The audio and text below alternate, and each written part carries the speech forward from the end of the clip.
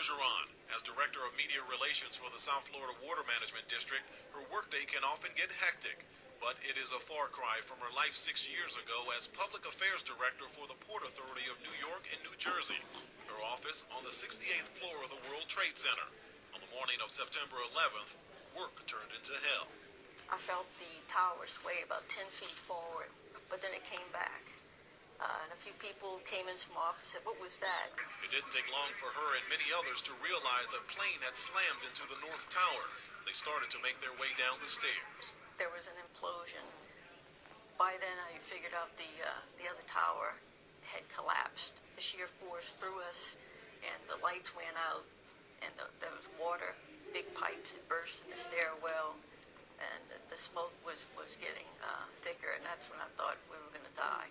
Bergeron eventually made it to the bottom, walked outside and threw more than a foot of powder-like debris. And then a cop said to run. And I'm like, "You crazy? It's been 45 minutes trapped in that tower. I'm not running." So I turned around, and I saw the tower begin to collapse, big cloud of black dust. So I took my shoes and I ran 16 blocks on Church Street to the Holland Tunnel. It was the quickest 16 blocks I'd ever run in my life. Bergeron lost 80. Still around, guys, still around. A painful return, a decade on from 9/11. Tom Canavan. Tom, what happened, man? Big boom. Come down the steps, everything fine till we got to the basement, and then everything just fell in. I got trapped up there with another guy, crawled out, kept getting hit in the head, hit bags all around, finally we clawed our way out over the rubble. Come on, Doc. We did all right. All right, where to be, Tom? Let's go. The same man, the same street, but both very different 10 years apart. There's only 20 of us that were buried. I'm one of those 20 people that managed to get out of here alive.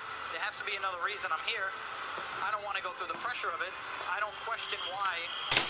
When it's your time, it'll be your time, no matter where you are, what you're doing. I'm a big believer in that. And with all the therapy I had to go through to help me, what I realized is you can't change the past. You can't worry about the future. So the only thing you have is right now. So you make the most.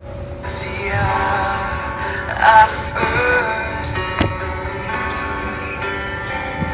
my chains are gone, I've been set free. My God, my Savior has ransomed me, and like a flood. Thank you all.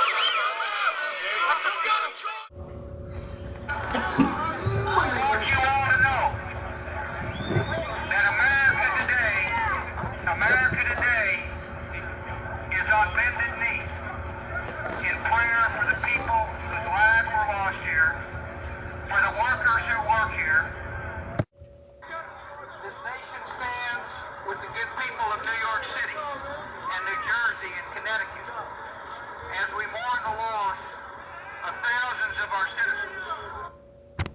It has been 11, almost 12 years since the attacks on the World Trade Centers and the Pentagon. In those attacks, 2,998 people died, over 6,000 people were injured.